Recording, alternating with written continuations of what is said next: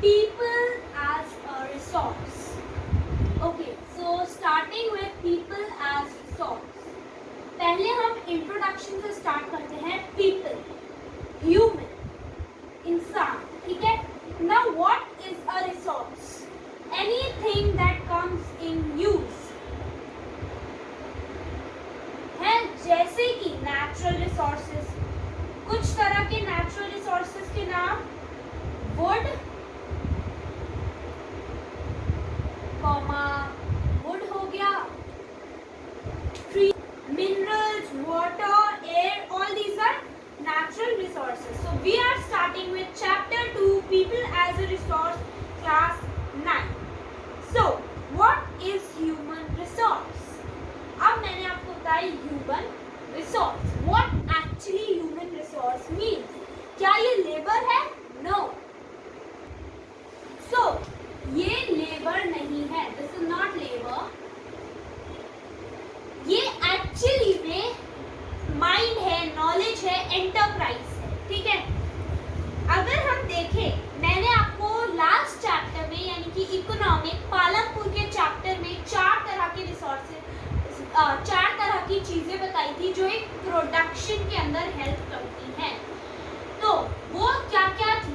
Land, labour, physical capital, human capital. मैंने उस chapter में 3 के बारे में बताया था. इस चैप्टर में हम पढ़ेंगे ह्यूमन कैपिटल जो है knowledge and enterprise to do a work. Now I am reading for you. The chapter people as a resource is an effort to explain population as an asset for the economy rather than a liability. तो दो तरह के लोग होते हैं, asset, liability.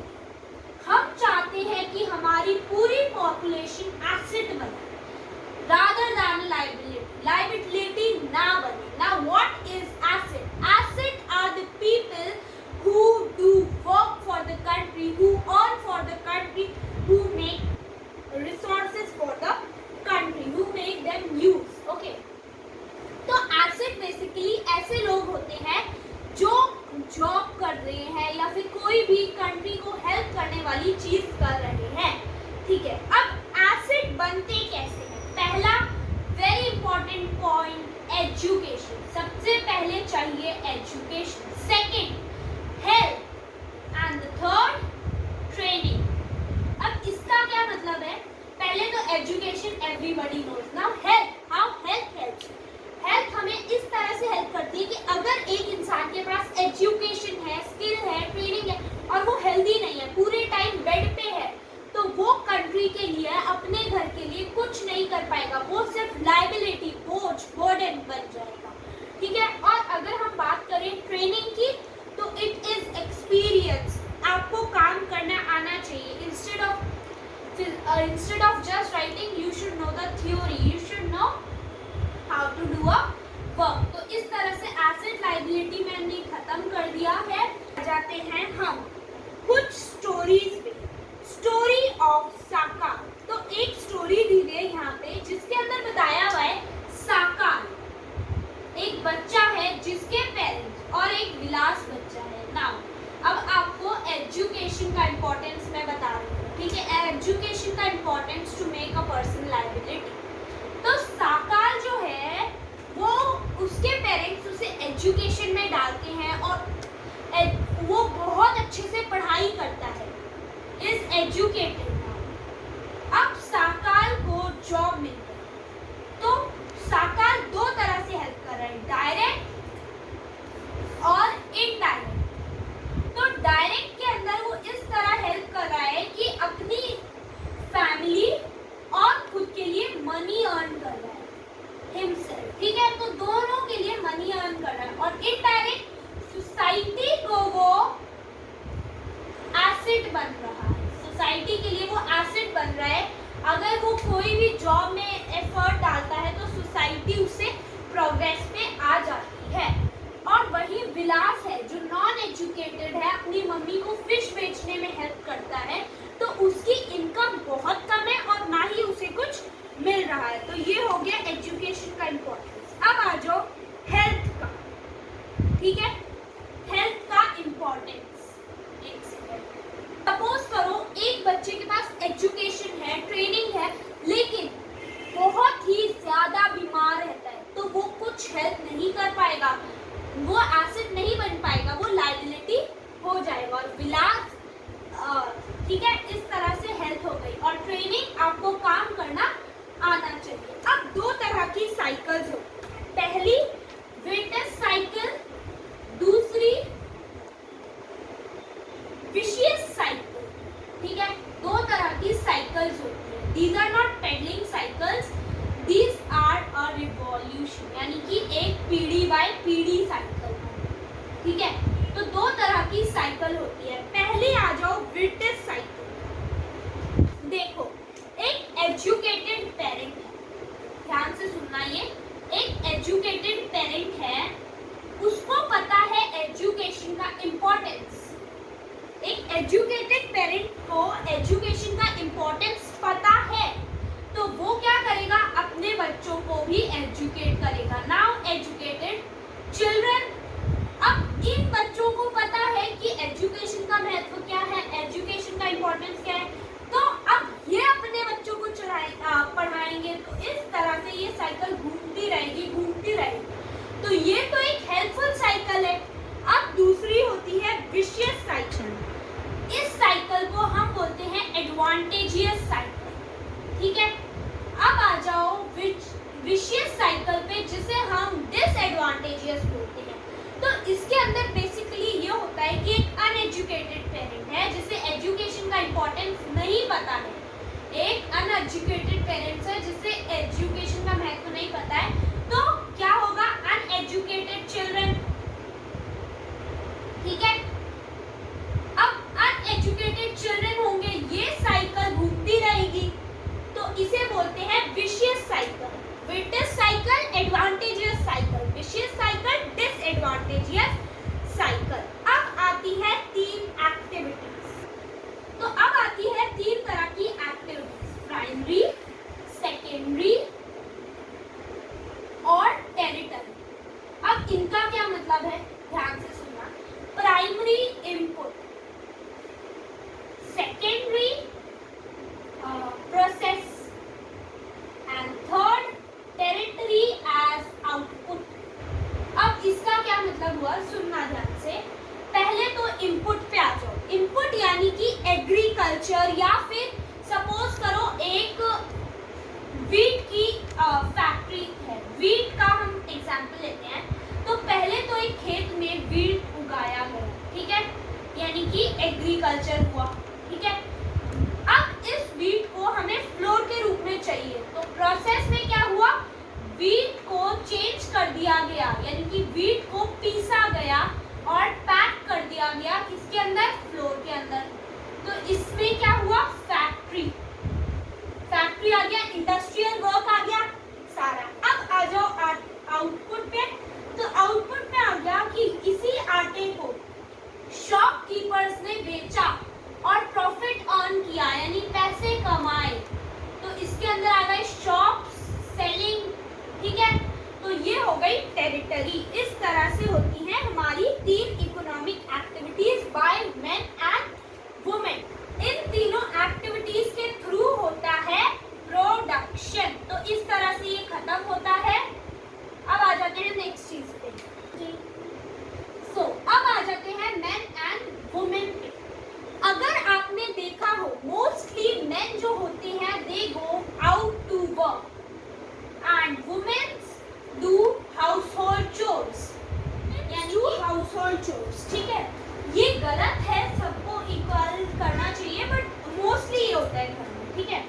फिर अब हम देखेंगे क्या कि वुमेन्स की मोस्टली वेजेस कम होती हैं, और अगर उन्हें पैसे कमाना होता है घरों के काम के लिए तो उन्हें मनी नहीं मिलता, और अगर उन्हें वेजेस यानी पैसे कमाने होते हैं so they have to step out, ठीक है। लेकिन तब भी उनके वेजेस लोअर होते हैं अगर वो नॉर्मल जॉब्स करें, लाइक फिश सेलिंग एटसेट्रा, ठीक है। लेकिन अगर वुमेन कोई स्टैंडर्ड जॉब करती है, एजुकेशन वाली जॉब करती है, तो उसके वेजेस इक्वल होते हैं मेन के, ठीक है।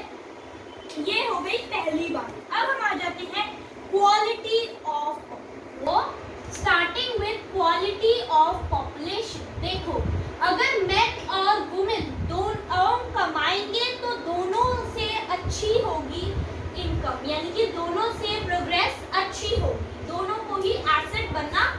जरूरी है, ठीक है। अब आ जाते हैं क्वालिटी ऑफ पॉपुलेशन। क्वांटिटी हमें पता है कि पॉपुलेशन, देखो पहली बात, पॉपुलेशन जो होती है वो इंडिया की पॉपुलेशन काफी ज्यादा है, ठीक है, लेकिन ये तो उसका डिसएडवांटेज हो गया, पर हम इसे भी एडवांटेज में चेंज कर सकते हैं। कैसे? उस पॉपुलेशन को गुड क्वालिटी ऑफ पॉपुलेशन बना के। और ये हम कैसे कर सकते हैं? गुड क्वालिटी ऑफ पॉपुलेशन क्या होगी? वो पॉपुलेशन जो एसेट है, जो सारी पॉपुलेशन एसेट है, मोस्ट ऑफ पीपल एसेट है, उस पॉपुलेशन को हम कहेंगे गुड क्वालिटी पॉपुलेशन, ठीक है। ये तो हो गया। अब हम आ जाते हैं एजुकेशन के अंदर। एक देखो, मोस्टली क्या होता है, गर्ल्स जो होती हैं, गर्ल्स को पढ़ाया इतना नहीं जाता, इसलिए अगर आप लिटरेसी रेट यानी कि पढ़ाई की रेट देखोगे, जिससे हम बोलते हैं लिटरेसी रेट कि how many people are educated in a country, literacy rate तो आपको सबसे कम दिखेगी विमेन, ठीक है। मेन की सबसे ज्यादा, मेन की होती है बहुत ज्यादा, और पर्सन की होती है ठीक ठीक, पर्सन की होती है ठीक ठीक, और वुमेन की एकदम कम। इसके लिए आप एक ग्राफ देख सकते हो, जो बहुत ही सिंपल सा ग्राफ है, जिससे आपको इजीली समझ आ जाएगा। ग्रीन कलर रिप्रेजेंट्स वुमेन, जो हमेशा आपको पीछे दिखेगा। रेड कलर रिप्रेजेंट्स मेन, जो सबसे टॉप पे है हर ग्राफ के अंदर, हर ईयर के अंदर। और ब्लू रिप्रेजेंट्स पर्सन, ठीक है। ये तो मैंने आपको बता दिया। अब आ जाते हैं हम हेल्थ के ऊपर, ठीक है। अब हम आ जाते हैं, पहले मैं एजुकेशन कंप्लीट कर देती हूँ, थोड़ा सा और है। हमेशा देखा गया है कि वुमेन्स भी कम होती है। हमारी गवर्नमेंट ने इसे चेंज करने के लिए लिए हैं काफी सारे स्टेप्स, जैसे कि नवोदय विद्यालय। अगर कोई भी आपसे पूछे कि गवर्नमेंट का फर्स्ट स्टेप क्या था ताकि वुमेन की एजुकेशन हो, तो नवोदय विद्यालय, ठीक है।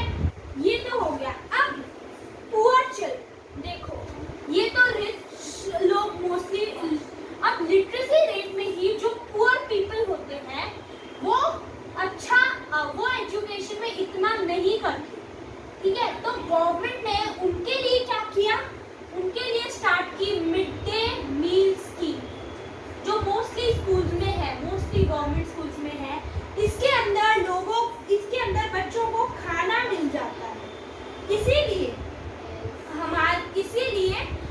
बच्चे ही मील स्कीम के बाद गवर्नमेंट ने और क्या किया, गवर्नमेंट ने एजुकेशन पे मनी लगाया, एजुकेशन पे मनी लगाया, मनी स्पेंड किया, जिससे कि बच्चे, चिल्ड्रन ज़्यादा एजुकेटेड हो जाए, ठीक है।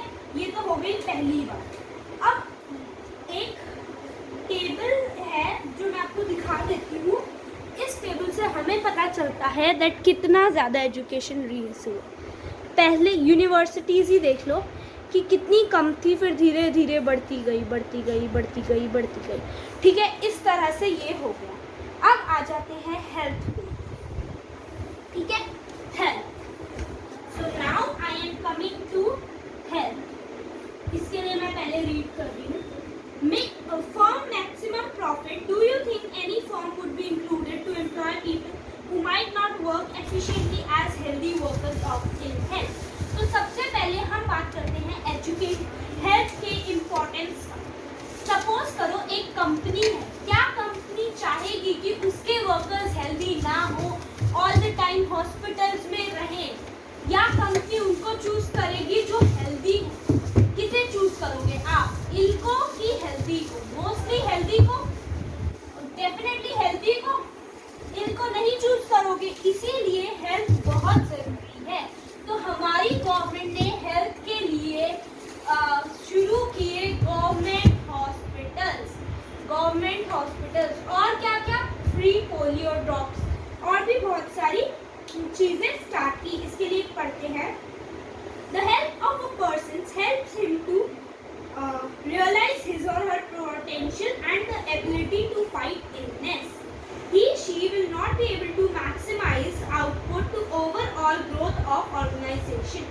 अगर एक बात सुनो, कोई हेल्दी नहीं है तो वो अपना 100% दे ही नहीं सकता, क्योंकि अगर सपोज करो एक हफ्ते में आपको 10 दिन जाना है, वो जाएंगे 5 डेज तो वो अपना नहीं दे पाए ना, दिया उन्होंने 50%, इसीलिए हेल्थ बहुत जरूरी है।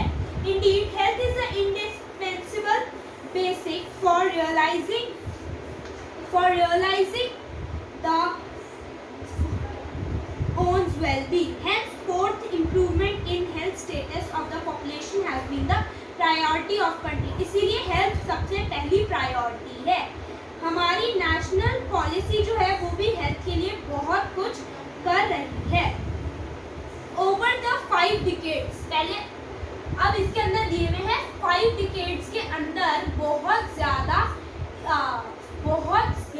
अच्छी हुई है हेल्थ के अंदर, ठीक है। तो इसका क्या मतलब है, डिकेड्स मतलब 50 years, 5 decade means 50 year, 1 decade equals to 10 years, ठीक है।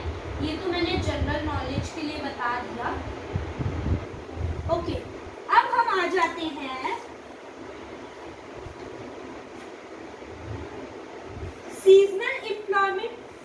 अच्छा, अभी तक तो हम पढ़ रहे थे क्या क्या अच्छी चीजें हैं, अब हम आ जाते हैं, अभी तक हमने पढ़ा एसेट, अब हम पढ़ेंगे लायबिलिटी यानी कि unemployment. So, employment. Sakal's mother Sheila looked after domestic chores, children, and helped her husband Bhutta in the field. Sakal's brother Jitu and sister Situ spent their time playing and roaming. Can you call Situ or Jitu unemployed? अच्छा, तो पहले तो एक बात बताओ, unemployed मतलब जिसके पास job ना, ठीक है। अब सपोज करो एक बच्चा है 5 इयर्स का, ठीक है, 5 नहीं चलो 8 इयर्स का, ठीक है, तो वो वर्क नहीं करता, तो क्या हम उसे अनएम्प्लॉयड बोलेंगे? नहीं बोलेंगे, क्योंकि हमारे लिए वो बच्चा है। अब सपोज करो कोई एक बुजुर्ग आदमी है जो 68 इयर्स का है, वो भी वर्क नहीं करता, तो क्या हम उसे अनएम्प्लॉयड बोलेंगे? नहीं, क्योंकि वो बहुत बूढ़े हो चुके हैं। तो इससे हमें समझ आता है कि अनएम्प्लॉयमेंट की एक एज भी होती है, यानी कि सिर्फ जवान लोग यानी कि 18 से लेके कुछ 20 से लेके कुछ इस टाइम पीरियड तक उन्हें हम अनएम्प्लॉयड बोलेंगे। तो अब हम आगे बढ़ते हैं। Unemployed is said to exist when people who are willing to work at the going wages can not find job. तो अनएम्प्लॉयड का रियल मतलब है कि जो लोग काम कर सकते हैं, बच्चे और बुजुर्ग नहीं कर सकते, जो लोग काम कर सकते हैं, जब वो उन्हें जॉब नहीं मिलती तो उन्हें हम बोलते हैं अनएम्प्लॉयड, ठीक है। अब हम आ जाते हैं आगे। Sheila is not interested in working outside her domestic domain, are small to be counted in the work. Neither Jitu, Situ, Sheila can be counted as an employment. ठीक है, तो अब देखो एक क्या बात बताई है, अनएम्प्लॉयमेंट। एक सपोज करो हाउसवाइफ है, ठीक है, हाउसवाइफ है, उसे हम अनएम्प्लॉयड नहीं बोलेंगे, घर के काम वो कर रही है, उसे हम अनएम्प्लॉयमेंट में काउंट नहीं करेंगे, क्योंकि वो इंटरेस्टेड नहीं है, वो घर का काम संभाल रही है, ठीक है। अब एक एज ग्रुप यहाँ पे बताया गया है कि इतने से इतने एज के अंदर हम बोलते हैं अनएम्प्लॉयड, और हाउसवाइफ को हम अनएम्प्लॉयड नहीं बोलते हैं। अब अभी तक हमने बात की अर्बन एरियाज की, यानी कि शहरों की। अब हम बात करेंगे रूरल एरियाज, ठीक है, इसके लिए थोड़ा सा पढ़ लेते हैं। In case of India we have unemployment in rural and urban areas both. देखो अर्बन एरियाज में अनएम्प्लॉयमेंट होती है कि जॉब नहीं मिल रहा, रूरल एरियाज में दो तरह की अनएम्प्लॉयमेंट होती है, सीजनल एंड डिस्गाइज्ड। अब इन दोनों का मतलब समझो, बहुत ही इजी सा मतलब है इनका, ठीक है, फिर ये चैप्टर खत्म हो जाएगा, ओके, ठीक है। तो सुनना, सीजनल एम्प्लॉयमेंट, सपोज करो एक लेबर है